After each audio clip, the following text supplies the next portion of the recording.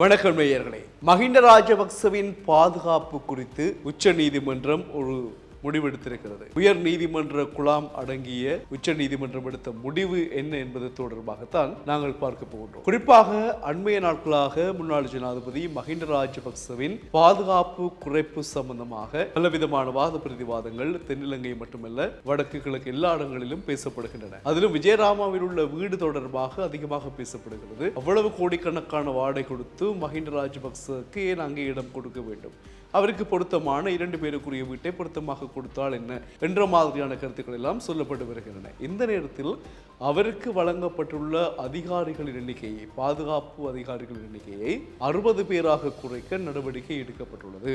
இதற்கு என்ன மாதிரியாக தென்னிலங்கை வட்டாரங்கள், மஹிந்த ராஜபக்ச தரப்பினர், பொதுஜன பெரமுனவினர் என்ன சொல்லுகிறார்கள் என்ற விடயங்களையும் நாங்கள் அன்றாட செய்திகளில் பார்த்திருக்கிறோம்.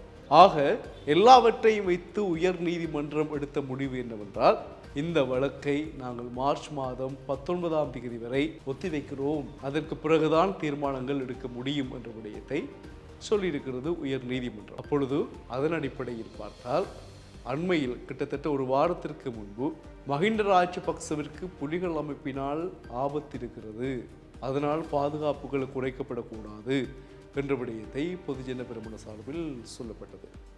இதனால் நாட்டில் சண்டைகள் இல்லை, எந்த விதமான உயிராபத்துக்களோ அல்லது ஏதாவது பிரச்சனைகளோ வரக்கூடிய அளவுகளும் இல்லை. அப்பொழுது எதற்காக இவ்வளவு பாதுகாப்பு மஹிந்தவுக்கு கொடுக்க வேண்டும் என்று தேசிய மக்கள் சக்தி சார்பிலும் மக்கள் தரப்பிலும் கேட்கப்பட்டது. ஆக இந்த கேள்விகளுக்கும் விடைகளுக்கும் நாங்கள் பார்க்கின்ற தருணம் என்னவென்றால், மஹிந்த ராஜபக்ச தரப்பு தென்னிலங்கையில் குறிப்பாக சிங்கள மொழி பேசும் மக்கள் மத்தியில் 2009ஆம் ஆண்டு இறுதி யுத்தம் நிறைவடைந்த காலம் தொட்டு அவர் பிறகு ஆட்சி செய்த 2 தடவைகள் ஆட்சி செய்த காலம் வரையில் அவரை சிங்கள மக்கள் என்ன விதமாக பார்த்தார்கள். இப்பொழுதும் சில இடங்களில் மக்கள் அவ்வாறு பார்க்கிறார்கள். அந்த நிலை மீண்டும் அதிகரிக்க வேண்டும், அந்த உச்சம் மீண்டும் வர வேண்டும், அந்த பவர்ஃபுல்லான விடயம் இன்னும் வர வேண்டும் என்பதை பொதுஜன பெரமுன அதிகமாக விரும்புகிறார்கள். அதற்கான தயார்படுத்தல்கள் தேவையாக உள்ளன. எதிர்வருகின்ற நாட்டினுடைய தேர்தல்களில் அவை செல்வாக்கு செலுத்த முடியும்.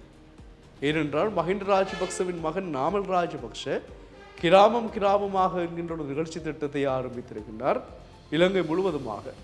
அதில் அரசாங்கம் தொடர்பாக, தங்களுடைய நடத்தைகள் தொடர்பாக, பொதுஜன பெரமுனவின் எதிர்கால திட்டங்கள் தொடர்பாக மக்களுடன் கலந்து ஆலோசிப்பதுதான் அந்த நிகழ்ச்சி நிரலின் அடிப்படை தன்மை.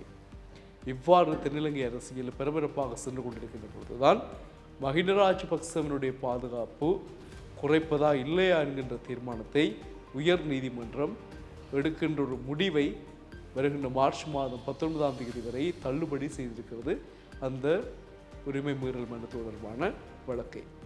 இதுதான் இப்பொழுது தென்னிலங்கையில் பேசுபொருளாக இருக்கிறது, சமூக வலைத்தளங்களிலும் வைரலாகி கொண்டிருக்கிறது இந்த அரசியல் செய்தி. உங்கள் கருத்துக்களையும் சொல்லுங்கள். மீண்டும் சந்திக்கலாம்.